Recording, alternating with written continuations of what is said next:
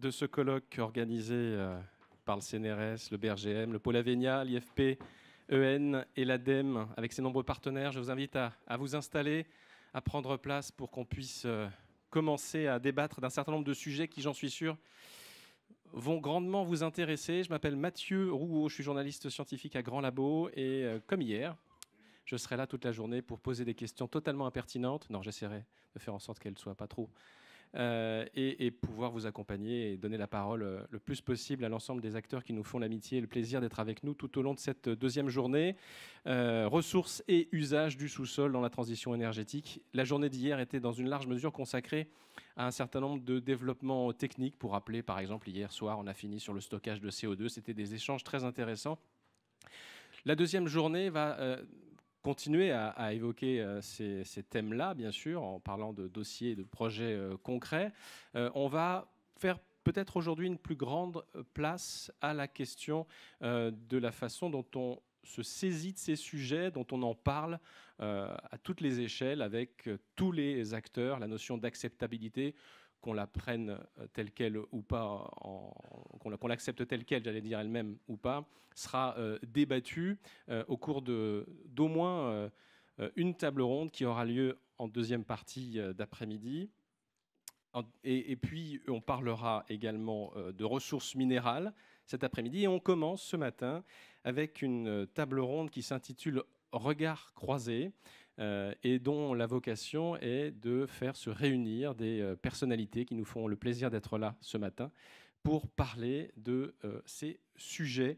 Dans cette première table ronde de la deuxième journée de ce colloque, nous avons souhaité donc réunir des acteurs venus d'horizons différents, mais tous concernés par des problématiques en lien avec le sous-sol et ses usages à des fins de transition écologique. Quel regard porte-t-il sur la façon dont les enjeux des sous-sols pour la transition énergétique sont discutés collectivement aujourd'hui, sur la place du droit, sur le rôle de l'État, sur l'information des citoyens. Toutes ces questions, on en parle avec nos 4 invités que j'invite à me rejoindre sur scène sous vos applaudissements nourris. On a avec nous Madame Chantal Joanneau, Arnaud Schwartz, Mathias Dantin et Louis de Fontenelle. Merci pour votre accueil. Bonjour Madame, bonjour Messieurs. Je vous laisse vous installer où vous le souhaitez.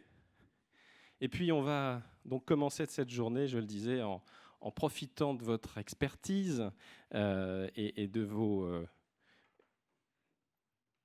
vos connaissances pour débattre d'un certain nombre de thématiques en lien avec la façon dont on s'empare, j'allais dire socialement, de ces sujets. Madame Joanneau, je vous présente rapidement, on vous connaît bien sûr, vous êtes aujourd'hui présidente de la CNDP, on parlera beaucoup de cet organisme important dans la suite des échanges. Arnaud Schwartz, bonjour, vous êtes juste là à ma droite, vous êtes président de France Nature Environnement, la principale association en matière de représentation de sujets écologiques, j'allais dire aujourd'hui, je le dis rapidement. Mathias Dantin, vous êtes associé du cabinet Herbert Smith Freehills. Bonjour. Merci d'être avec nous. Vous accompagnez beaucoup d'industriels, notamment d'entreprises, sur ces sujets, sur l'aspect juridique. Et toujours sur le volet juridique, on va pas mal parler d'un sujet important avec vous, Monsieur de Fontenelle, celui du code minier. Vous êtes maître de conférence en droit public à l'université de Pau et des Pays de l'Adour. Merci beaucoup de pouvoir nous faire profiter de vos lumières. La table ronde va durer 1 heure, elle va s'achever à 10h15 et comme pour les autres tables rondes, on va à la fin de celle-ci vous laisser la possibilité de poser vos questions, de partager vos remarques, vos réactions. C'est vraiment, je ne crois pas me tromper en le disant, et trahir la pensée des organisatrices et des organisateurs, c'est vraiment un moment d'échange qu'on a voulu organiser avec ce colloque. Donc voilà, prenez la parole, elle vous sera donnée à la fin de la table ronde. N'hésitez pas à le faire. On va commencer. Alors j'ai arbitrairement distingué 3 temps dans cette table ronde. D'abord sur la perception des sous-sols. Comment est-ce que on se parle de ce sujet aujourd'hui et comment vous regardez ça. Ensuite, on parlera de ces acteurs multiples, de ces projets multiples. Comment on les synchronise. Qu'est-ce que le droit peut faire? Qu'est-ce que le dialogue organisé à l'échelle d'organismes comme le vôtre, Madame Joanneau, peut faire? Et puis on parlera ensuite de qualité du débat. Comment est-ce qu'on fait pour emmener plus de gens à se préoccuper de ces sujets? Qu'est-ce qu'il faut faire et qu'est-ce qu'il faut arrêter de faire pour que ça fonctionne? Voilà, très très rapidement dressé le plan de cette table ronde. Je commence tout de suite avec vous, Madame Joanneau. Vous avez un micro qui, je crois, fonctionne. Juste là, en 2009, on va profiter de votre connaissance de ces sujets et de votre background, j'allais dire, pour se replonger un petit peu en arrière. J'aimerais qu'on se replace en 2009. À cette époque, vous deveniez secrétaire d'État chargé de l'écologie. Quelle place la question de l'utilisation des sous-sols à des fins de transition écologique prenait alors dans les débats publics? Comment vous regardiez ça à l'époque? Alors bon, pas si vieux. C'est pas si vieux, merci, c'est gentil.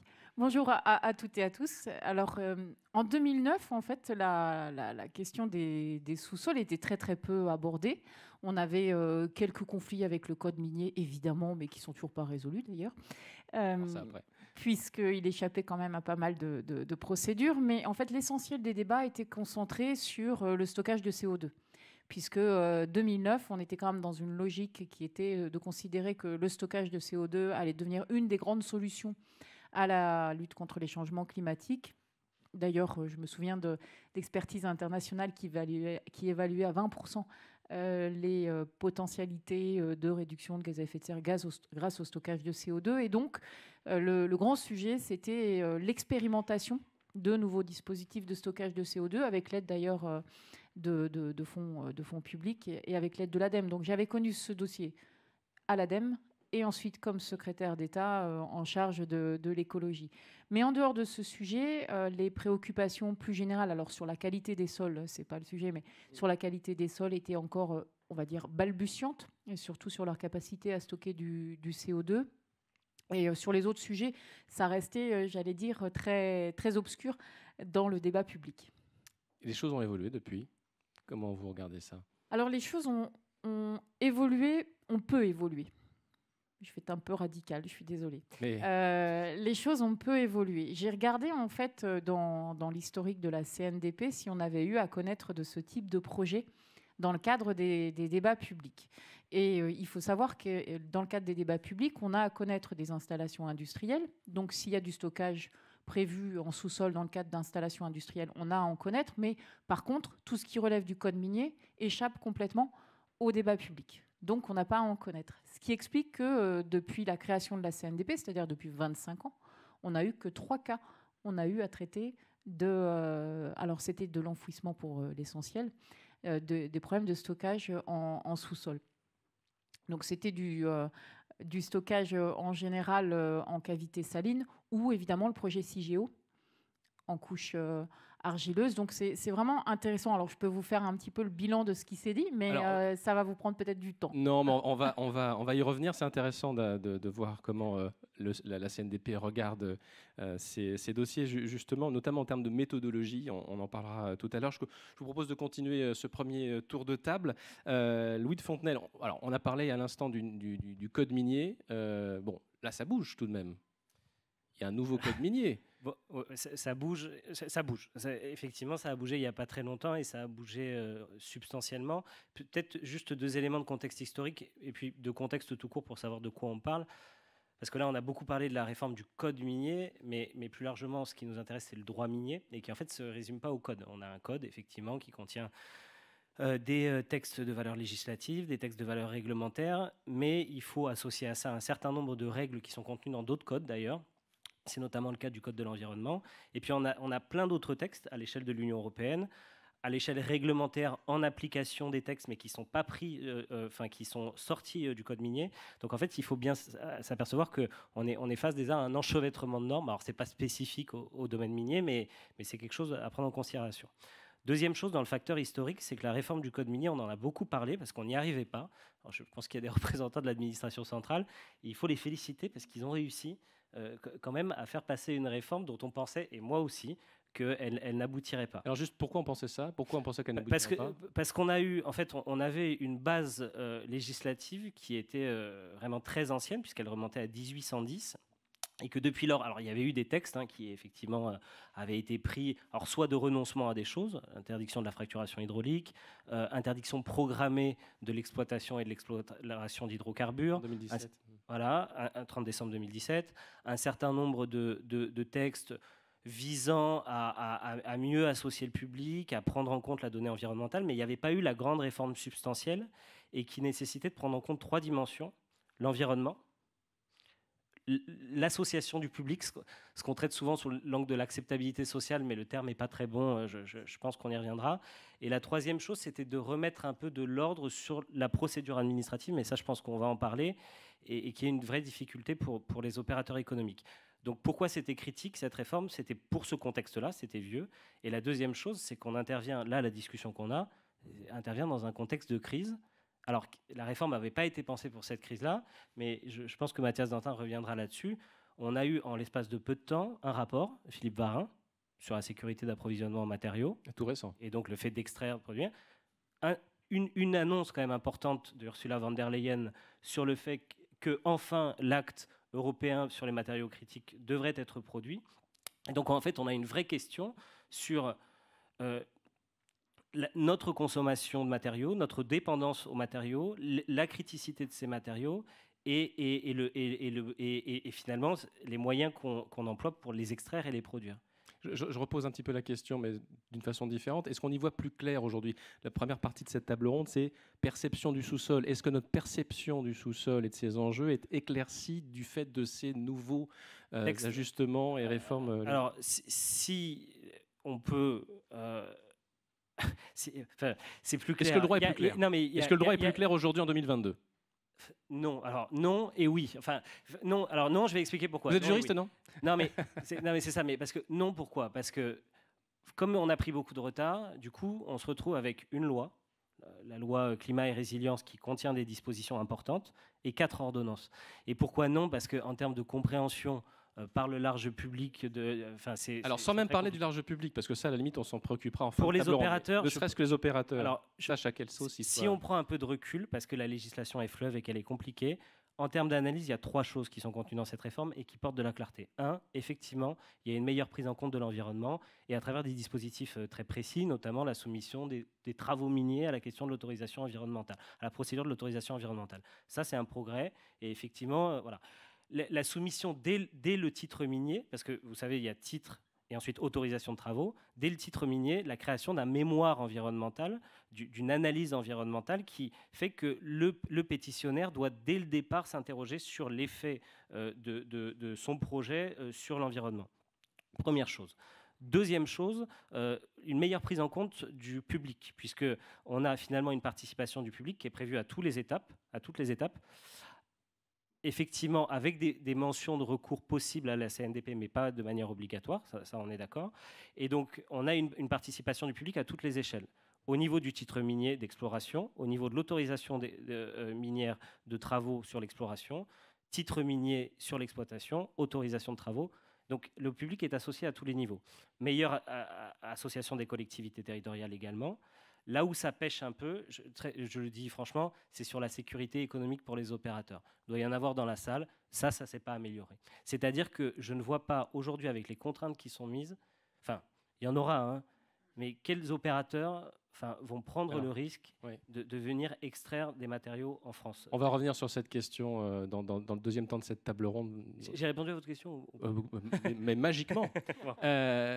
Monsieur Dantin, alors je l'ai dit rapidement, hein, vous travaillez dans un cabinet qui a plein d'activités. C'est un cabinet international qui s'occupe notamment, alors on ne parle pas de business unit, on parle des bureaux. De bureaux, voilà, dédiés à notamment cette question de la transition écologique. Votre quotidien, en gros, c'est quoi Alors, on est un cabinet avec un réseau mondial et environ 5000 avocats. Donc, c'est sûr que les activités minières occupent plusieurs bureaux, donc particuliers ceux d'Afrique du Sud ou d'Australie. Et on a donc des équipes qui sont dédiées effectivement à ce qu'on appelle l'activité projet, les énergies, les infrastructures. Donc voilà, à Paris, on est 25 avocats qui sommes dédiés à ces activités, avec 2 associés qui sont même anglaises, Solicitor, parce que voilà, on a une je veux dire, un grand volet d'activité en Afrique. Donc l'idée qu'on arrive à couvrir toutes les juridictions africaines où, de manière historique, effectivement, les activités sont tournées sur les industries extractives et le pétrole. Voilà. Et moi, depuis une dizaine d'années, j'essaye d'apporter la coloration, effectivement, transition énergétique et à l'heure actuelle, décarbonation. Voilà, c'est sûr que c'est avec cette rentrée, les prix de l'énergie, vous vous doutez que c'est effectivement l'achat d'énergie, les solutions pour capter le CO2, voilà, qui sont à l'ordre du jour. Pour des raisons bien sûr écologiques, d'annonces par les entreprises d'engagement RSE, mais un signal prix qui joue très très clairement, voilà, qui attire les entreprises. Donc les industries extractives françaises, on les a connues souvent de clients qui étaient actifs en Afrique et qui ont voulu venir en France. Et effectivement, j'allais dire, cette conférence, effectivement, un signal très positif, et je vais faire plaisir peut-être aux auditeurs, en tout cas leur fibre jacobine. Il met en lumière quelque chose qui est essentiel, effectivement, pour les opérateurs, et qui serait peut-être prendre contre-pied ce que vous attendiez, mais le rôle de l'État. Et je pense que la situation, effectivement, laissée parce que on reste sur un arrière-goût qui est quand même toute la situation de la gestion, enfin la non-gestion plutôt, l'exploration hydrocarbures. Qui relevait d'un non-pensé des hydrocarbures dans notre mix énergétique et de ce qu'on voulait en faire et comment on voulait en obtenir. Alors là, je sais que maintenant tout le monde a lu la BD de Jean Covici, donc tout le monde sait qu'on est des sortes de Iron Man qui carburons aux hydrocarbures, donc c'est devenu désormais un sujet hype de connaître ça. Mais effectivement, sans poindre une petite critique. Non, c'est très bien. Non, mais vraiment, moi, je pense que tous on adore ces sujets-là, donc on voit vraiment maintenant des gens qui sont intéressés, et je pense que pour le débat public, c'est le fait que les gens puissent vulgariser ces secteurs qui sont au départ des petits cocons quand même entre experts, c'est essentiel, parce que sinon ça va rester des questions d'experts et ça va être mis dans un tiroir, parce que fondamentalement, dans des environnements où il y a autant d'habitants que la France métropolitaine, c'est plus simple de ne rien faire que de faire quelque chose. Donc non, c'est très bien. Non, mais juste pour revenir sur le rôle de l'État, je pense que c'est très bien parce que, effectivement, le code minier, c'est ce qu'on l'a rappelé, n'était pas du tout pensé, enfin c'était un héritage du 19e siècle. Pour le contentieux, j'utilisais des bouquins de professeurs du début 20e parce qu'il y avait plus de jurisprudence. Voilà, ça vous donne une illustration. La prolongation des titres miniers était un casse-tête. On se retrouvait effectivement avec des périodes maximales de 5 ans. Après, avec des délais d'instruction qui n'étaient jamais respectés. Donc, on était avec une deuxième période qui était censée démarrer depuis quasiment 2 ans. Vous demandiez 5 et vous vous retrouviez à faire du contentieux à 2 ans et demi de la période en question que vous demandiez. Donc, on était dans des situations un petit peu rocambolesque, et avec des investissements qui sont quand même très importants dès lors que vous voulez faire du forage. Voilà. La campagne de forage en mer en Guyane, c'était 500 millions d'euros pour la location du navire. Donc voilà, donc c'est sûr que pour inciter les opérateurs, c'est pas un bon signal. Et là, effectivement, avec le Raw Materials Act, on a quelque chose qui est encore rôle de l'État, qui appelle à la souveraineté. Donc une notion où d'habitude l'Europe n'aime pas s'engager, et là elle y fait appel, et elle fait appel à des boîtes à outils. Alors je pense que côté FNE, on reviendra quand même sur l'essentiel de l'outil, qui est d'où on importe, comment on assure nos importations, comment on recycle déjà les métaux qu'on a sur nos territoires, mais aussi est-ce qu'on développe des nouveaux projets. Et là, ils sortent la boîte à outils qu'ils connaissent, par exemple, pour les infrastructures énergétiques. Donc, une sorte de copie du TNI. On va essayer de créer des procédures accélérées, des guichets uniques. Enfin, on va inciter les États membres à faire ça. Et on va les classer en projets d'intérêt commun, donc chose qui existe également. Et là, c'est le pipeline à aide de l'Europe qui arrive. Mais ces deux composantes-là, et pour l'avoir vécu, par exemple, sur les interconnecteurs électriques, alors un interconnecteur, je veux dire, on rejoint un petit peu le sous-sol, parce qu'ils étaient enterrés effectivement à 5 mètres sous le sol, c'était ça les projets. Très clairement, comme la France n'a pas mis en place cette réglementation TNI, enfin l'a pas appliquée dans sa réglementation parce qu'elle considère que RTE seul peut s'occuper de ces projets, les opérateurs privés, à quand bien même ils avaient été reconnus comme PIC par l'Union européenne, clairement n'arrivaient pas à développer leurs projets parce que la réglementation n'était pas en place, ni effectivement les mesures pour faciliter le développement. Donc le rôle de l'État sera clé, et on voit là, il y a quelques jours, a fuité le projet de loi sur le nucléaire. On voit clairement, là, d'un seul coup, la patte de l'État pour développer les projets qu'il souhaite, où là, d'un seul coup, il y a la gestion de tous les problèmes qui concernent les opérateurs économiques. Très bien, vous avez peur du contentieux, hop, vous allez arriver directement devant le Conseil d'État en première et dernière instance. Vous voulez des procédures accélérées, je vous en trouvais. Vous allez déclarer d'utilité publique. Enfin voilà, on voit que d'un seul coup, là, tout l'arsenal juridique pour faciliter, peut-être même un peu trop vite, est tout de suite mis en place. Arnaud Schwartz, comment la FNE regarde l'évolution de ces sujets? Même question un petit peu que je posais à Madame Joanneau tout à l'heure. Et puis, est-ce que le code minier, tel qu'il a été refondu, et les évolutions législatives et réglementaires récentes vous satisfont dans le sens où il donnerait plus de place peut-être au débat avec les citoyens en amont des projets sous-sol? Ouais. Bonjour à toutes et tous. Pour répondre très rapidement sur la deuxième question, cette réforme, on y travaille depuis longtemps et on est relativement satisfait de ce qui vient d'être adopté, même si c'est peut-être pas parfait ou complet. Bien sûr qu'on n'en a pas encore beaucoup parlé, c'est pas forcément moi qui vous expliquais à quel point la CNDP est importante et intéressante pour la démocratie environnementale, mais c'est quand même à peu près le seul endroit indépendant qui permet d'avoir une réponse, alors de questionner l'opportunité même d'un projet, déjà avant tout, de se demander est-ce que ce projet il vaut la peine d'être réalisé ou pas, et quelles sont éventuellement les alternatives à celui-ci. Et puis d'avoir face aux conclusions du débat public des réponses du porteur de projet, quoi. Il doit se justifier, il doit expliquer ce qu'il pense des conclusions ressortant des échanges avec le public. Et là-dessus, on a un exercice démocratique relativement intéressant, même s'il manque peut-être encore, ça ne dépend pas de la CNDP, ensuite des explications définitives des décideurs, des autorités qui vont accorder telle autorisation ou tel financement. Parce que nous, on pense que ça peut nourrir la compréhension du public par rapport aux enjeux multiples qu'il y a autour des projets. Ça peut permettre aussi de progresser ensemble vers la recherche de solutions alternatives dans le cas où, en ce qui nous concerne, Fédération des associations de protection de la nature, à peu près 9000 associations, 900 000 personnes en Outre-mer et dans l'Hexagone, on est très très sensible à préserver notre qualité de vie et l'environnement, la nature dont on fait partie pour nous aujourd'hui et pour les générations futures.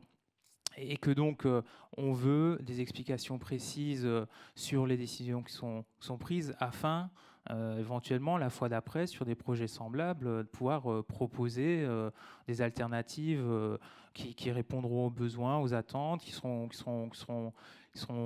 mises en œuvre plutôt que des projets impactants. Ça, c'est un point de vue un peu général de notre part. Et donc oui, sur la réforme actuelle du Code minier, on peut s'en féliciter d'une certaine façon, même si c'est pas encore abouti. Et pour en revenir à la première question, celle de comment on voit l'évolution actuelle de notre société sur toutes ces questions, on voit d'un regard vigilant et quand même quelque peu satisfait, parce que il y a quelques années, avant qu'on parle de France Relance, on parlait de pacte productif avec Bercy. On allait discuter avec Agnès Pannier-Runacher, qui était là-bas à l'époque, avec Bruno Le Maire, et on leur disait, stratégiquement, vous n'y êtes pas. Vous dites OK pour la transition énergétique. Bien sûr, cette transition énergétique, pour l'instant, c'est largement une fable. On ne fait que additionner des énergies renouvelables à des énergies fossiles, etc. Donc ça, déjà...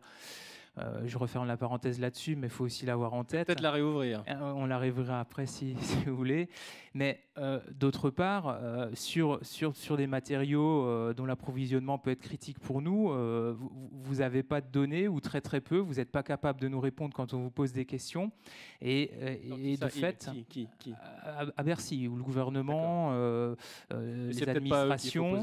C'était peut-être pas qu'il fallait poser la question, mais enfin bon, quand même, quand pendant des décennies, on discute avec un ministère en charge de l'environnement et qu'on n'obtient pas forcément de réponse, ou qu'on voit ce ministère perdre ses arbitrages successivement, après on se dit tiens, on va aller demander du côté de Bercy, parce qu'apparemment on nous objecte souvent des raisons économiques.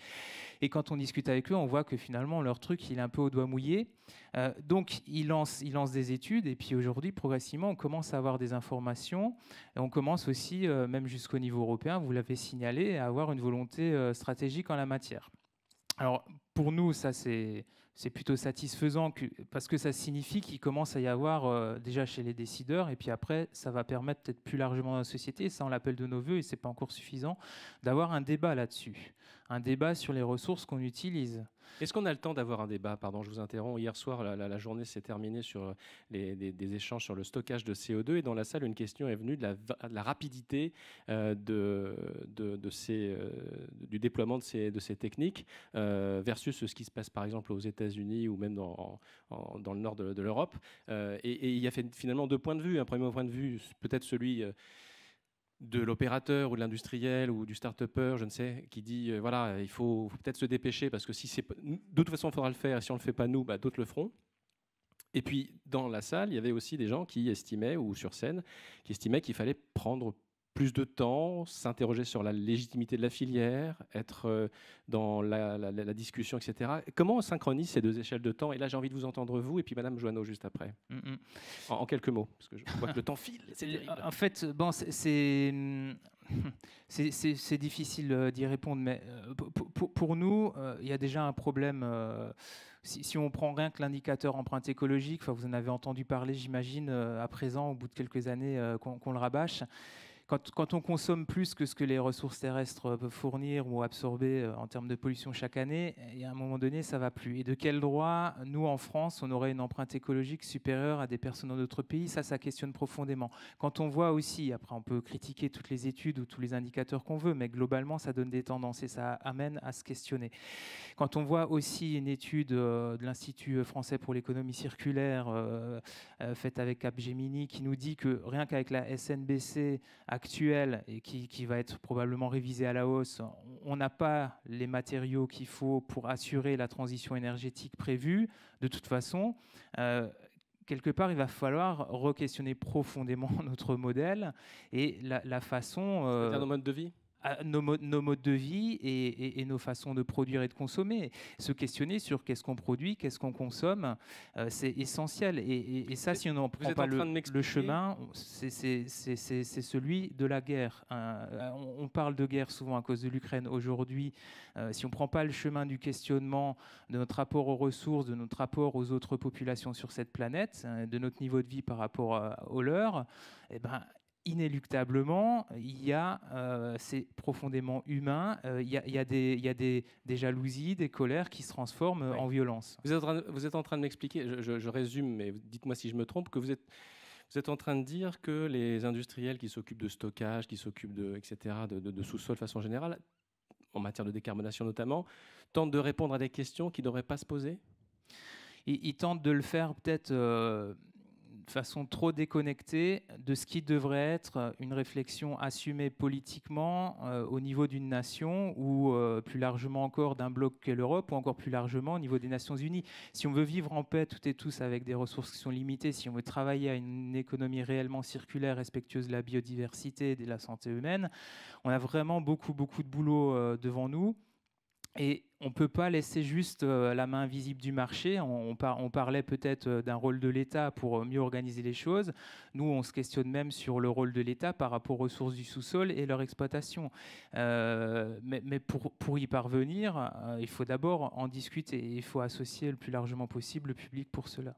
Madame Joanneau, je reviens à vous. J'aimerais vous laisser un petit peu de temps pour, d'une part, répondre à la question que je viens d'improviser sur les échelles de temps. Est-ce qu'on a le temps est-ce qu'il faut aller plutôt dans la rapidité ou prendre le temps d'interroger la légitimité des filières, pour reprendre l'expression de Nicolas Arnaud hier matin, directeur de l'INSU. Donc, sa première question. Puis, deuxième question, peut-être nous détailler quand même comment est-ce que la CNDP traite de certains sujets en lien avec le sous-sol. Mais d'abord, première question. Merci. Les échanges m'inspirent énormément de choses, donc je vais essayer de bien cadrer mes propos. Sur la question de l'urgence, ce qui est assez frappant quand on parle des différentes techniques du sous-sol ou d'exploitation, c'est qu'en fait, elles ne sont pas très nouvelles. Quand on parle de géothermie, ça fait un bout de temps qu'on en parle. Quand on parle de stockage, que ce soit de gaz ou d'hydrocarbures dans des couches salines, ça fait longtemps qu'on pratique, on connaît. Évidemment, le stockage de CO2, c'est autre chose, surtout en couche aquifère. Mais et évidemment, CIGEO, c'est encore autre chose. Mais les techniques, elles sont anciennes, mais elles ne sont pas du tout connues du grand public. Vraiment pas du tout. Quand vous évoquez la question de la géothermie... tout le monde sait vaguement ce que c'est que la géothermie, mais ce que ça représente sur le plan industriel, personne n'est au courant, alors même que ça va se situer par exemple en Île-de-France, à côté de chez nous, et personne ne connaît ces techniques. Donc ça, c'est le premier point, c'est qu'on a des techniques qui sont pas radicalement, enfin, qui sont quand même relativement anciennes, mais pas du tout connues du grand public et pas du tout appropriées par le grand public. Ça, c'est le premier point. Deuxième point, sur la question de l'urgence. L'urgence, par exemple, sur les ressources stratégiques. C'est pas nouveau, ce débat, hein. Potočnik, en 2008 déjà, qui était commissaire européen, avait tiré la sonnette d'alarme en disant il faut absolument qu'au niveau européen, on ait un plan stratégique pour la protection des ressources stratégiques. Donc ça non plus, c'est pas non plus radicalement nouveau. Et aujourd'hui, sur la question de l'urgence, il me semble qu'il y a un petit défaut de diagnostic. Mais bon, je vais me permettre de faire une petite digression parce que c'est d'actualité. Il y a eu un rapport extrêmement intéressant qui a été commandé à Laurent Guyot, qui était un industriel. Donc on ne peut pas considérer qu'il était forcément très amoureux des procédures. Et la conclusion de son rapport était que s'il y avait des délais et des retards, ce n'était pas tellement lié aux procédures, c'était lié aux défauts de problèmes de financement d'une part, et surtout aux problèmes d'arbitrage et de décision. C'était les conclusions de son rapport. Et si on regarde aujourd'hui sur la question du nucléaire, c'est extrêmement intéressant ce débat-là, donc je vais me permettre une petite digression. Est-ce que le problème aujourd'hui et les retards pris dans le nucléaire sont liés aux procédures ou est-ce que c'est un problème industriel? Vous avez tous la réponse. Donc maintenant, je vous laisse méditer sur ce point. Sur ce qui est... moi, je n'ai pas la réponse. Ah, les retards sur Flamanville, pour vous, ce n'est pas un problème industriel? Non, mais j'aimerais simplement que vous me disiez ce que vous pensez. Clairement, sur Flamanville, les retards qui sont observés ne sont pas liés à des défauts de procédure. C'est dit. C'est dit. Et clairement, les retards qu'on a les difficultés qu'on a sur un certain nombre de réacteurs ne sont pas non plus liés à des défauts de procédure.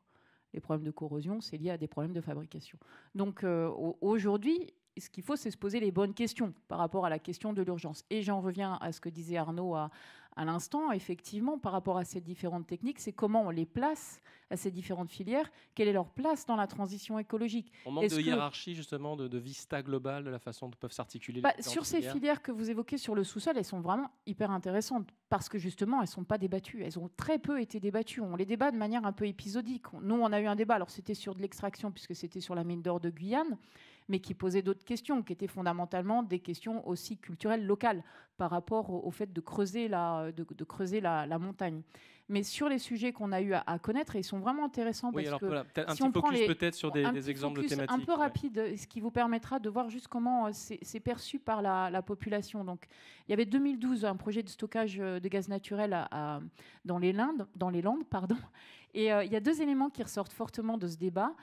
D'une part, le besoin d'information. C'est ce que je disais tout à l'heure, la méconnaissance du public par rapport à ces sujets fait que le public n'a pas d'avis a priori, mais n'a pas non plus de contre-expertise. Et d'ailleurs, il y avait un responsable du Césaire qui avait dit le problème, c'est que personne ne possède les connaissances permettant de réellement juger les arguments du porteur de projet. Donc ça, c'est le premier point qui ressort dans tous les débats qu'on a eu. Alors, il n'y a pas eu beaucoup. Défaut d'information scientifique, alors ça? Non, pas un défaut d'information scientifique. Défaut de connaissance. Non. Le manque d'information dans le public, c'est-à-dire le manque d'appropriation, de connaissance du public de ces différents sujets, qui fait qu'il ne sait pas tellement vers qui se tourner. D'où aussi la deuxième question qui va se poser pour le public, qui est un peu un doute à l'égard des experts. Le doute à l'égard des experts n'est pas propre à la question des sous-sols, elle est sur beaucoup de dossiers. Donc ce n'est pas propre à la question des sous-sols, mais pour répondre à ce doute, en général, on essaye d'avoir des expertises pluralistes et contradictoires, d'organiser la contradiction, de la mettre en scène et de bien montrer effectivement là où sont les points de désaccord. Et sur ce sujet, comme finalement on a assez peu de personnes vers qui se tourner, ils ont très bons organismes et très bonnes institutions, hein, mais pour le public, effectivement, il y a un défaut aussi peut-être de confiance à l'égard de l'expertise qui peut être un peu plus accentué que sur d'autres sujets. Et sur ce dossier en particulier, évidemment, il y avait une opposition qui s'est accentuée en fait au fur et à mesure de la concertation. Le débat public CIGEO, alors bon, là on est sur un autre débat public puisque il engage une question qui est assez radicale, qui est celle du temps. qui finalement se retrouve dans beaucoup de sujets sur le sous-sol, puisque là on est sur du temps long, du temps très très long, à 5 siècles, et comment est-ce qu'on conserve la mémoire autour de ce site, qui a été la question centrale, c'est-à-dire comment est-ce qu'on garantit que les générations futures vont avoir la mémoire de ce site et savoir que là, il y a quelque chose qu'il ne faut surtout pas creuser. Donc c'était la question du temps long que vous allez retrouver dans d'autres débats et que l'on retrouve en fait pas mal dans les échanges qui ont eu lieu et qui renvoient à des questions profondément éthiques et pas uniquement techniques, et qui se sont résolues aussi, puisqu'il y avait aussi les questions de responsabilité autour d'un principe qui est celui de réversibilité, que vous ne retrouvez, alors avec des acceptions différentes selon les parties, mais que vous retrouverez dans pas mal de débats où on dit, puisqu'on ne sait pas exactement, puisqu'on n'est pas sûr que ce soit la bonne solution d'avenir, envisageons une solution qui soit réversible. Ce qui n'est pas évident pour CIGEO. Mais bon, c'est un autre débat, donc on ne va pas l'ouvrir ici, sinon je pense qu'on peut y passer des heures. Effectivement. Et puis sur Stocamine, donc il y a eu en 2014 une concertation autour de la fermeture de ce centre de stockage. Là, on a retrouvé à peu près les mêmes sujets, c'est-à-dire un consensus autour du principe de réversibilité, un sentiment qui avait été à l'origine du projet d'ailleurs, le sentiment de manquer d'informations ou qu'elles ne sont pas fiables, la question du temps long, et beaucoup considèrent que la visibilité des déchets serait plus rassurante. Donc là, c'est un petit peu spécifique, j'en conviens. Mais tout ça pour vous dire que par rapport au débat public, il y a en réalité toutes ces questions, on va les retrouver un petit peu partout. Le défaut de confiance dans l'information, la nécessité d'organiser la contradiction, le défaut de confiance est quelque chose que nous on retrouve dans énormément de débats, vraiment énormément de débats. Et c'est pour ça que la CNDP, elle a été créée. C'est juste un tiers de confiance. C'est le tiers de confiance neutre qui vous garantit qu'on n'est pas partie prenante dans les débats. Et du coup, par rapport au sous-sol, par rapport aux enjeux que je viens d'évoquer, il me semble que justement, si on le met en débat, le sujet à l'égard du grand public, c'est ce tiers de confiance peut-être qui manque aujourd'hui. Et on va revenir avec vous, Mme Joanneau, dans quelques instants sur la façon dont travaille la CNDP. Et puis quels conseils vous pourriez donner pour faciliter ce partage de l'information et de la connaissance. Je me retourne juste vers vous, messieurs, qui formez un super binôme de juristes. Alors je vais profiter de votre présence. D'abord sur monsieur Dantin, sur l'ensemble des critiques, des craintes, des malentendus peut-être qui ont été qu'on retrouve dans un certain nombre de projets liés au sous-sol. Est-ce qu'on les retrouve aussi au niveau juridique? Est-ce que du fait de l'évolution législative dont on a parlé ces dernières années, le contentieux se calme, se structure, ou est-ce que vous avez l'impression que rien ne change et que c'est la guérilla juridique non-stop s'agissant des projets de sous-sol? Oui, on avait échangé sur ça. C'est vrai que vous aviez un espoir d'une canalisation des arguments, mais malheureusement, ce qu'on constate, c'est un principe qui a un nom américain, qui est le Not in my backyard. Et ça, là, pour le coup, nous, on constate que ce soit une route... Partout, mais pas dans mon jardin.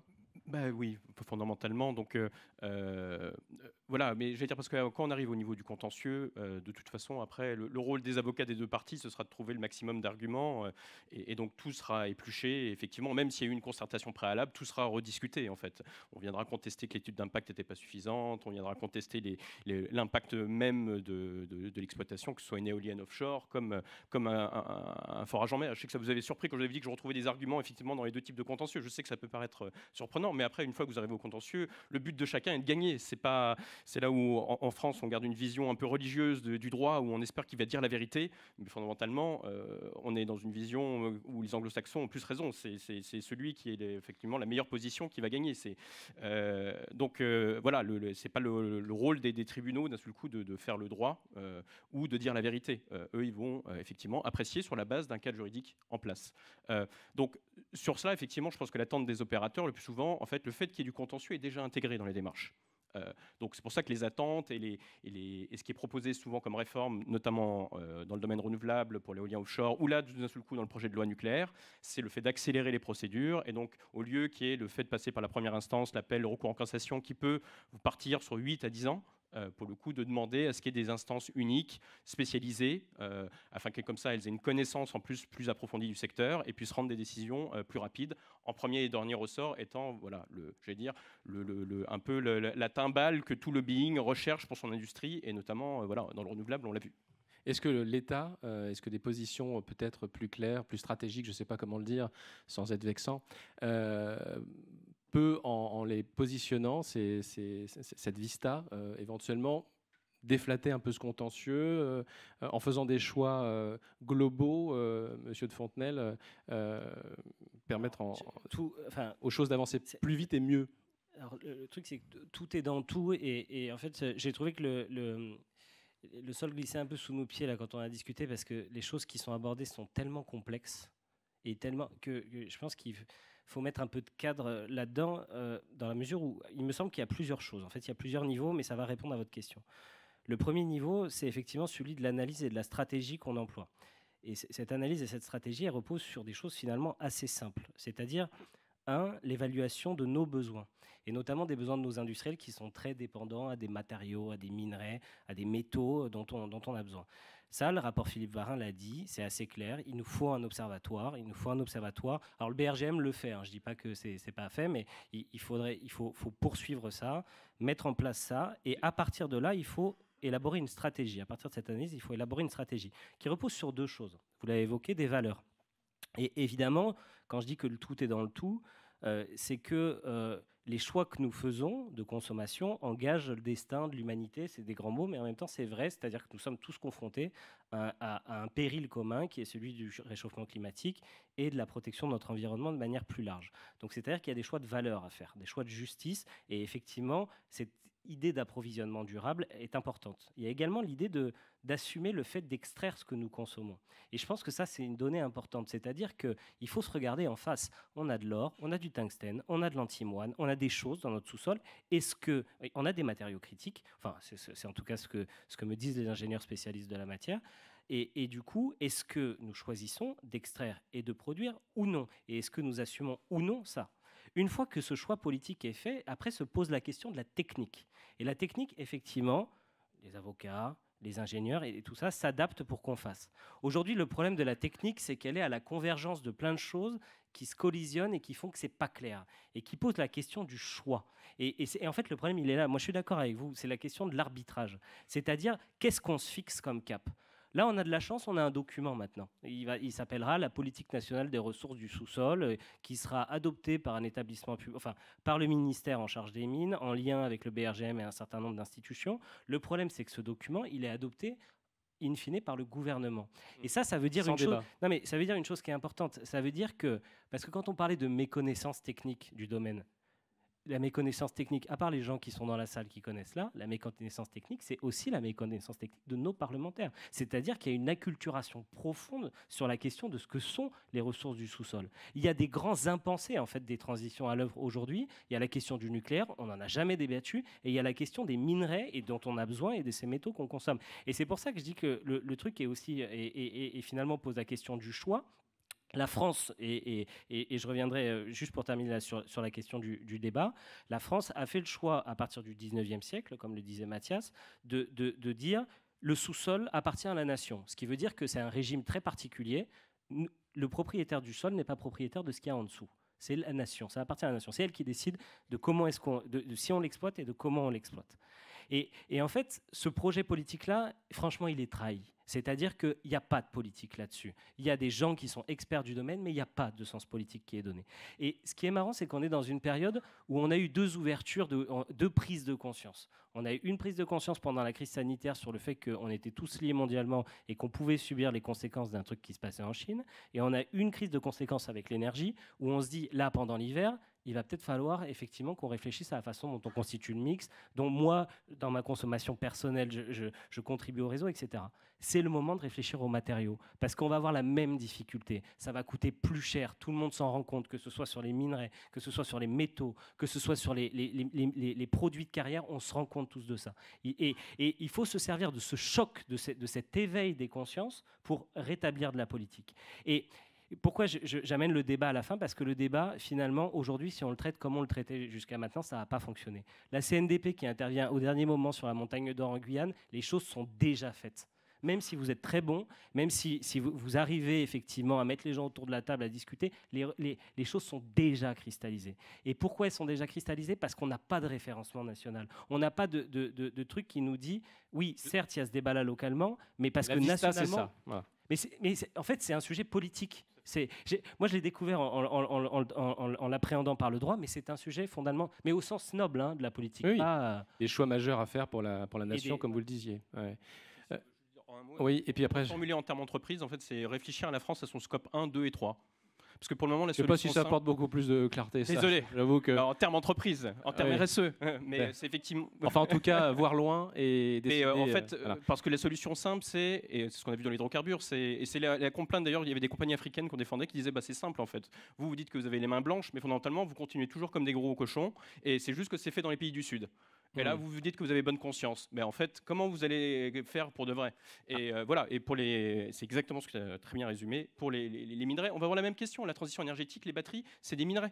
Très bien. Ok, vous voulez tous avoir des véhicules électriques. Très bien, mais il les faut ces minerais. Et il faut savoir les traiter aussi. On n'a pas parlé de la filière. Non. On ne peut pas parler de tout. Je sais. Mais il y aura un autre débat sur. Ok. C'est un tout. En fait. J'aurais donné la parole à Arnaud Schwartz. Je vous voyais acquiescer en écoutant notamment Monsieur de Fontenelle. Voilà. Réaction à chaud. Pas de vista, pas de débat. Oui, c'est pour ça qu'on en demande un. On en demande un et c'est essentiel que le public... Quel rôle la FNE pourrait jouer joue déjà dans l'animation de ce débat? Est-ce que c'est facile et quels obstacles vous rencontrez? Pour nous, c'est pas évident parce qu'on est souvent montré du doigt comme le vilain petit canard. On nous aime pas forcément ici. Parce qu'on empêche des projets de se faire ou on fait appel à la justice pour que le droit soit respecté ou encore on embête entre guillemets des politiciens pour qu'ils renforcent la démocratie environnementale. Les 3 piliers de la Convention d'Aarhus, accéder à l'information, participer aux décisions qui concernent le public sur son environnement et un accès à la justice également si besoin. Ces 3 piliers-là, on veut qu'ils soient améliorés. Et au final, quand on voit là tout récemment sur le nucléaire avec la Russie, on fait des grands gestes sur le charbon, sur le pétrole, sur le gaz. On dit rien, il n'y a aucune sanction par rapport à l'industrie nucléaire. On importe de l'uranium de chez eux, on leur envoie des déchets en Sibérie. Là-dessus, on ferme les yeux, zéro débat.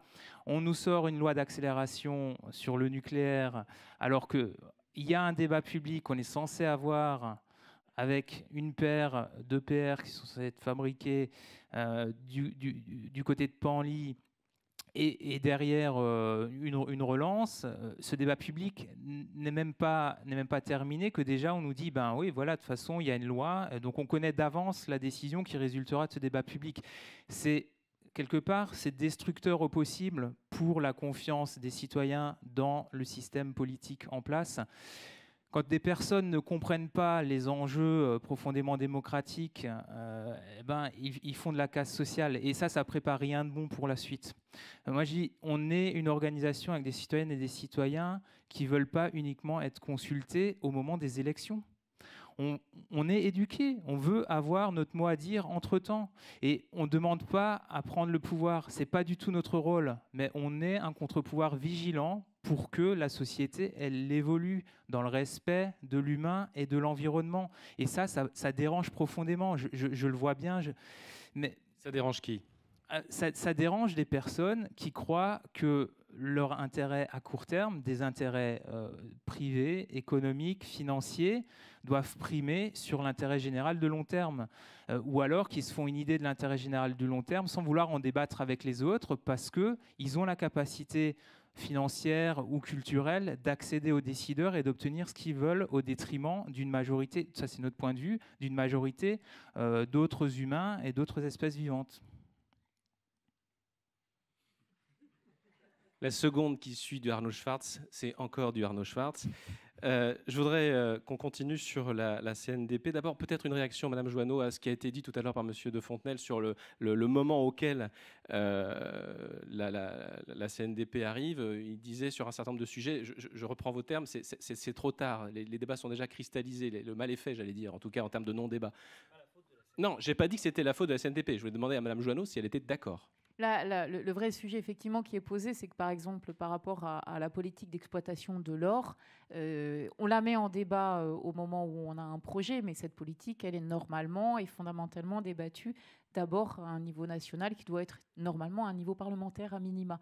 Donc nous, quand un projet arrive au débat public, alors ce projet a été arrêté grâce au débat public, hein, parce que il semblait effectivement parfaitement commencer, il semblait être soutenu par tout le monde, sauf que les populations directement concernées, elles n'avaient pas été concertées autour de ce projet.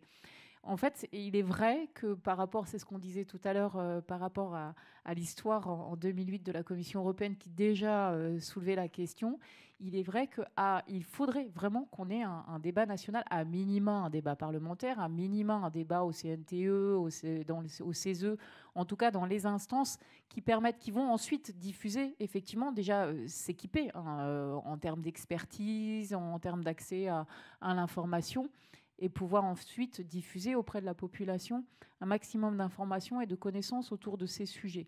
Et après, nous, évidemment, quand on a des projets, le public remet toujours en débat la politique qui est à l'origine des projets. C'est systématique, on a théorisé ça autour de ce qu'on appelle l'élévation du débat, mais c'est systématique et c'est normal. Ça fait partie effectivement du questionnement de l'opportunité d'un projet.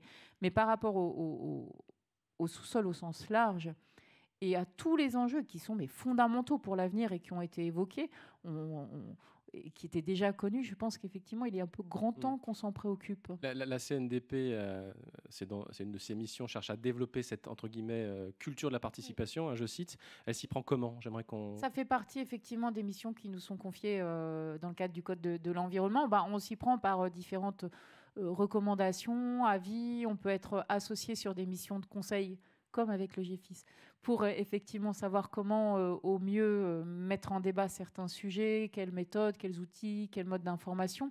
Les grands principes, ils sont les mêmes, hein, quels que soient les sujets. Les grands principes pour la participation sont toujours les mêmes. Ensuite, comment on les décline de manière spécifique, sujet par sujet, là, ça nécessite une adaptation en fonction des contextes, des publics. Effectivement, ne pas se tromper non plus sur l'objectif, parce qu'il y a beaucoup de confusion sur ce qu'on entend par participation du public. C'est vraiment la tarte à la crème aujourd'hui que vous retrouverez dans tous les discours publics. Or, la participation du public, souvenons-nous bien que dans le Code de l'environnement, dans la Constitution, dans la Convention de l'Aarhus, c'est participer à l'élaboration des décisions sur des projets qui ont un impact sur l'environnement. C'est bien participer à l'élaboration des décisions. C'est pas rechercher un consensus, un compromis, une acceptabilité 100%. Ça n'existe pas de toute façon. Il faut s'en défaire de l'acceptabilité. La notion de tout le monde sera content et il n'y aura pas de contentieux, pas de recours, c'est juste impossible. Ce serait nier effectivement l'existence d'intérêts particuliers, ce serait nier même qu'on est en démocratie. Dans une démocratie, il y a des pour, il y a des contre, c'est le principe même de la démocratie. Mais par contre, qu'il y ait un débat public qui permette aux décideurs de bien voir là où sont les gros enjeux, de voir là où sont les points durs, de voir comment la population, parfois même avec ses sentiments, perçoit ces sujets et les comprend, c'est fondamental dans l'élaboration de sa décision. Ça éclaire sa décision. C'est bien l'objectif, hein, on participe à l'élaboration, on éclaire la prise de décision.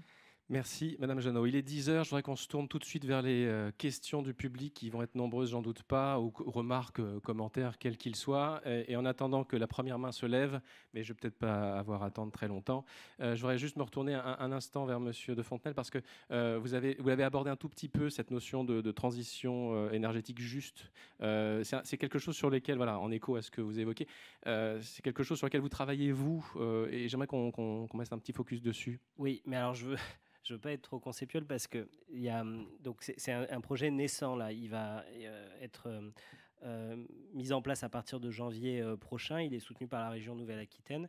Et en fait, on accueille un professeur très connu à l'échelle internationale qui s'appelle Raphaël Effron, qui a beaucoup publié sur des questions de droit de l'énergie, de droit des ressources, qui est un auteur parmi les auteurs les plus cités, et qui a développé le concept d'énergie-justice.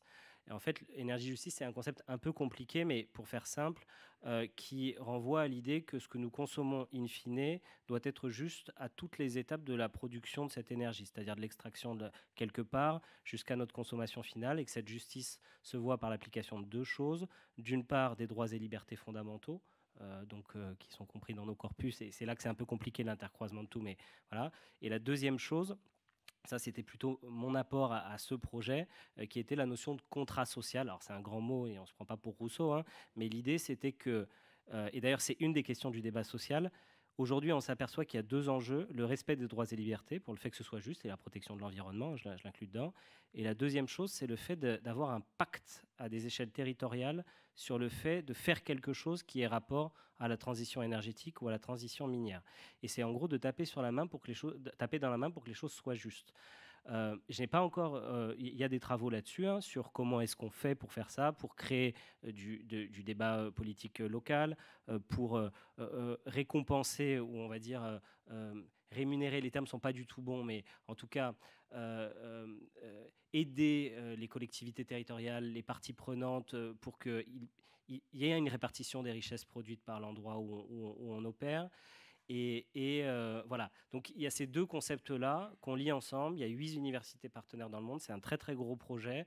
On va essayer de trouver des terrains d'études, en fait, pour aller qui entrecroiseront des visions de juristes, de sociologues, d'anthropologues. Je suis désolé d'être aussi conceptuel pour l'instant, mais parce qu'on va aller se confronter. Non, mais c'est intéressant de voir le démarrage d'un projet qui se saisit justement à plein de ces thématiques. Ouais. Je voulais qu'on en dise un mot. Il y avait une question de madame, je crois. Oui. Est-ce que vous avez un micro ? Oui. Ah, pardon, il y a deux madames.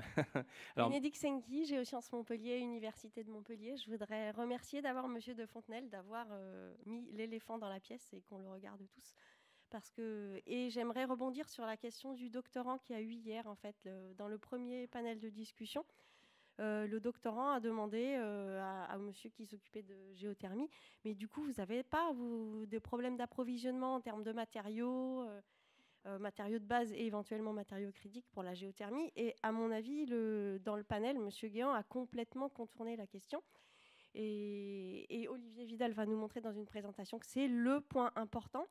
Mais moi, je suis pétrologue du métamorphisme, pas géologue des terrains sédimentaires. Donc, je connais les roches magmatiques et métamorphiques où on va chercher ces minéraux critiques.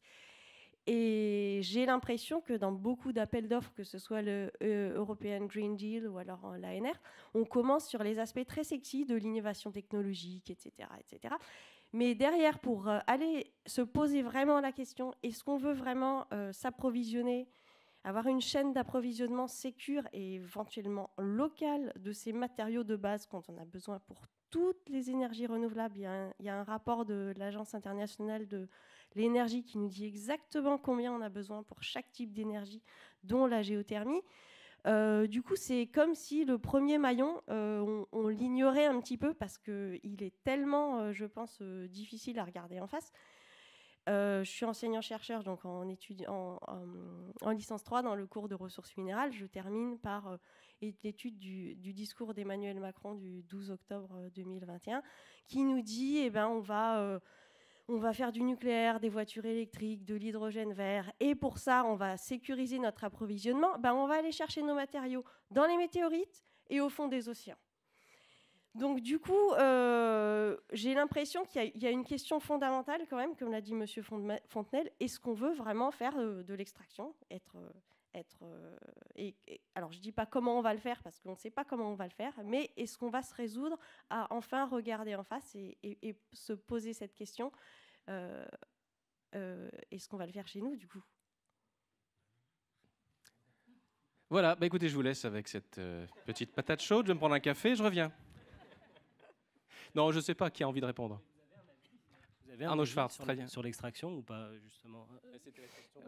Ouais, déjà, on dit qu'il n'y a pas de mine propre. Hein. Il n'y a pas d'énergie propre. Et oui, ça aussi, ou de voitures propres, etc. On a forcément un impact.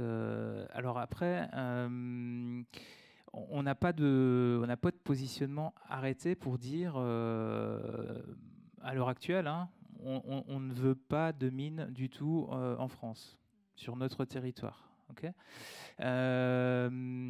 ce qu'on dit par contre, c'est ce que je vous disais tout au début, quoi. C'est d'abord se poser les questions de comment on veut vivre, qu'est-ce qu'on veut produire, qu'est-ce qu'on veut consommer par rapport au reste de l'humanité, par rapport aux autres espèces vivantes. Et ces questions qui peuvent paraître trop philosophique, trop générale, mais en fait, elles peuvent se détailler de façon relativement pragmatique. Et ça, si on en discutait plus, ça obligerait à avoir des politiques qui sont construites avec le public, des objectifs clairs, et derrière, soit des relations équitables avec d'autres nations qui disposent de ressources que nous, on n'a peut-être pas ou qu'on ne veut pas exploiter chez nous, soit à se regarder effectivement dans la glace, à se dire mais comment chez nous on met ça en œuvre et comment on assume ou pas des pollutions que ça peut générer pour nos populations à nous, comment on en parle, comment on ne prend pas les gens pour des demeurés. Je redis, on a une population qui est globalement éduquée, pour peu qu'on prenne un peu le temps de lui donner accès à l'information, elle est capable de débattre de ces sujets-là. Il ne faut pas croire que nos femmes et hommes politiques ou dans l'administration des entreprises, à certains niveaux de décision, sont des êtres supérieurs. Ça suffit. Nos modes de vie actuels, à nous, Françaises et Français, en moyenne, ce sont des modes de vie aux conséquences qui relèvent. Certains parlent d'écocide, certains parlent de génocide, d'autres d'ethnocide, etc., mais qui ont des conséquences mortifères. Et ça, nous ne l'assumons pas du tout. Il y a plein de beaux discours sur qui nous sommes, sur nos valeurs, etc. Et il y a aussi des beaux actes qui vont avec, je ne dis pas le contraire. On n'est pas totalement des fascistes qui opprimons les autres population, etc. Mais quand même, il y a beaucoup de non-dits, il y a beaucoup d'éléments qui ne sont pas suffisamment discutés. Pour faciliter cette discussion, je pousse le bouchon un petit peu loin avant de donner la parole à M. de Fontenelle qui voulait, j'imagine, réagir. Je l'ai vu prendre le micro. Est-ce que ça ne faciliterait pas justement le débat que la FNE, vous me direz que c'est peut-être pas son rôle, dise nous, on a bien réfléchi, on pense que cette filière-là est illégitime, pour reprendre encore une fois l'expression de légitimité qui a été plusieurs fois évoquée. Après tout, ça permettrait de se positionner. Eux, ils pensent que non, il faut arrêter de faire ceci, telle activité, etc. Ou est-ce que c'est trop en demander ? C'est pas tout noir ou c'est pas tout blanc. C'est beaucoup Vraiment, plus complexe. C'est pas tout noir ou c'est pas tout blanc. C'est pour ça que nous, on n'a pas de positionnement arrêté, je vous dis, en disant non à 100% aux mines sur le territoire national. On demande d'abord qu'il y ait des politiques publiques construites avec la population de façon beaucoup plus intelligente, en connaissance d'enjeux scientifiques, géopolitiques, qu'un projet de société réel qui existe. Là, on est dans le balbutiement de tout ça. Et je jette la pierre à personne, mais il faut qu'on progresse collectivement. Et donc, nous, ce qu'on demande avant tout, c'est des débats équitables, transparents, etc. La CNDP, c'est un tiers de confiance auquel on ne fait peut-être pas assez appel en général. Ensuite, d'en venir au débat plus précis du sous-sol, de la mine, de ceci, de cela, c'est dans un temps ultérieur. Et peut-être que ça peut paraître du luxe que de se prendre... oui, mais quelque part, si on ne veut pas générer derrière des choses aux conséquences désastreuses qui bloquent tout, je reparle de guerre encore une fois, pour donner qu'un exemple parmi tant d'autres, ça vaut la peine peut-être d'organiser ce genre de discussion. Merci beaucoup. Alors, on s'approche de la fin de la table ronde. Je crois qu'il restait encore au moins une question. Je voudrais qu'on la prenne. Et puis, ce que je vous propose, c'est de terminer la table ronde avec un mot de la fin qui vous permettrait de partager un message. Madame. Et merci Isabelle Moretti. Donc, je suis la vice-présidente du pôle énergie de l'Académie des technologies. Et donc, c'était tout à fait en phase avec la question qui vient d'être posée. C'est bien de s'occuper de l'environnement dans son jardin, mais c'est mieux de le faire au niveau planétaire quand même. Et donc, qu'en France, on interdise de chercher des hydrocarbures, mais qu'on n'interdise pas d'en importer, d'un point de vue éthique, pour moi, ça pose vraiment des questions. Et au niveau de tous les minerais, on peut se poser la même question. Les États-Unis, qui voient les choses un peu différemment, mais qui peuvent aussi, de fois, être pushés dans une direction, viennent de mettre une loi en disant... Il est interdit de vendre une voiture électrique s'il n'y a pas X% du matériel qui est dedans qui a été produit aux États-Unis. Est-ce qu'on pourrait aller en France vers quelque chose qui dise qu'il est interdit d'interdire quelque chose qu'on importe, quoi. Est-ce qu'on peut... Alors, juste en réponse rapide à cette question, j'en vois une juste derrière, donc je ne vais pas à la fois inviter les gens à participer, puis ensuite, quand ils lèvent les mains, à leur dire non. Mais peut-être qui veut réagir là-dessus, répondre à ça ? Est-ce qu'on peut imaginer, Monsieur de Fontenelle ? Il y a plein de questions qui mériteraient presque des épreuves de bac de philo. Il y a celle-là, celle que tu soulèves, Isabelle. Il y a une question sur doit-on stocker ce qu'on pourrait ne pas émettre en matière de CO2 ? Ça, c'est une vraie question. Peut-être la plus importante, si je comprends bien ce que disait M. Schwartz tout à l'heure. Mais c'est des questions qui sont compliquées. C'est-à-dire qu'il faut... En fait, il n'y a pas de réponse... Il y aura une nécessité de choix. Mais en tout cas, c'est ces questions qui sont fondamentales. Moi, je suis très d'accord avec vous. Hein. Je pense qu'il faut qu'on les pose. Et celle que tu poses, elle est très bonne. C'est-à-dire, pourquoi interdire d'extraire ce qu'on importe en masse ? Une autre bonne question là-bas, j'en suis sûr. Bonjour, monsieur. Bonjour, je suis Gilles-Laurent Ressac. Je suis le président de Respublica et le co-coordinateur avec Laurent Jam du programme GFIS. Il y a deux mots qui ont été abordés sur lesquels je voudrais réinsister. C'est le mot de confiance et le mot de justice. La question de la confiance, on la pose toujours du citoyen vers les experts ou les politiques. On ne se pose jamais la question de la confiance des politiques et des experts vers les citoyens. Et je pense que ça vaut la peine de réfléchir un peu à cette question, parce qu'on se rend compte finalement que, et vous l'avez dit les uns et les autres, on est face à des choix de vision d'avenir. Arnaud Schwartz le disait, dans quelle société on veut vivre et comment est-ce qu'on arrive à faire découler de ces visions d'avenir. C'est pas simple de définir la société dans laquelle on veut vivre, mais c'est quand même ces choix-là qui peuvent guider et qui peuvent permettre de faire de la politique au sens Louis de Fontenelle le disait, c'est-à-dire de la stratégie qui soit acceptée comme le meilleur chemin pour aller vers la vision qu'on a définie ensemble. Donc, évidemment, quand je dis ça, j'ai bien conscience que je lance un débat qui dépasse largement la question du sous-sol, mais ça peut s'appliquer non seulement à la société dans son ensemble, mais ça peut aussi s'appliquer à un certain nombre de filières. Et par exemple, on en reparlera sans doute cet après-midi, commencer à discuter des filières avant de discuter des projets, ça peut être aussi une voie intéressante pour ces questions-là. Mais il y a une chose qui me paraît absolument essentielle, c'est que dans ces discussions, que ce soit à l'échelle de la vision, à l'échelle des filières ou à l'échelle des projets, finalement, c'est les conditions de réalisation des actions et de l'action publique comme de l'action privée qui comptent. Et dans ces conditions de réalisation, il y a un deuxième élément. Alors, Louis on a parlé à propos de son projet, c'est la question de la justice. Finalement, quand on regarde bien ce qui se dit dans les débats publics ou dans les concertations, etc., d'une manière ou d'une autre, pratiquement tout ce qui se dit, vous pouvez le résumer à une question de sentiment d'injustice de beaucoup de gens par rapport aux projets qui sont mis en œuvre. Et si on ne travaille pas à la fois sur cette question de confiance, faire confiance aux gens qui nous disent des choses et qui n'ont pas les mains sur les manettes, et écouter ce qu'ils ont à dire en matière de justice, je pense que si on arrivait à faire ça, on arriverait à avancer grandement sur toutes ces questions. Merci pour cette observation. Et on vous donnera plus longtemps la parole dans la suite de l'après-midi. Tour de table final impossible, j'allais dire, avec peut-être un mot de la fin. Commencez, Monsieur De Fontenelle. Non, effectivement, c'est impossible parce qu'on a soulevé tellement de débats que... Alors, peut-être juste... La table ronde était faite pour ça. Oui, mais c'est vraiment... Merci, c'est parce que c'était très intéressant. Peut-être juste un nouveau concept qui va arriver. Emmanuel Macron en avait parlé. Moi, j'aime pas le terme de responsable, mais c'est les questions des mines responsables. Je crois que Philippe Varin l'a reproposé. Il n'y a pas de texte pour l'instant. Il me semble que ça devrait arriver. Je ne sais pas ce que c'est qu'une mine responsable. Je vois un peu presque peut-être une mine durable, et qui pose la question que vous souleviez tout à l'heure. C'est que de toute façon, nos actions ont des effets sur notre environnement. Et en fait, il faut les assumer, ces actions. C'est-à-dire, si jamais on fait abattre des arbres pour construire des choses, creuser dans la terre pour y extraire des substances qui n'y reviendront jamais, tout ça a des impacts. Et ça pose une question philosophique, mais politique au sens noble. Mais vraiment, c'est pour moi le cœur en fait du sujet contemporain. C'est le vrai contrat social. C'est ce contrat qu'on a avec notre environnement. Et c'est pas du tout aujourd'hui fumeux. C'est vraiment des questions urgentes et concrètes que ce rapport à l'environnement.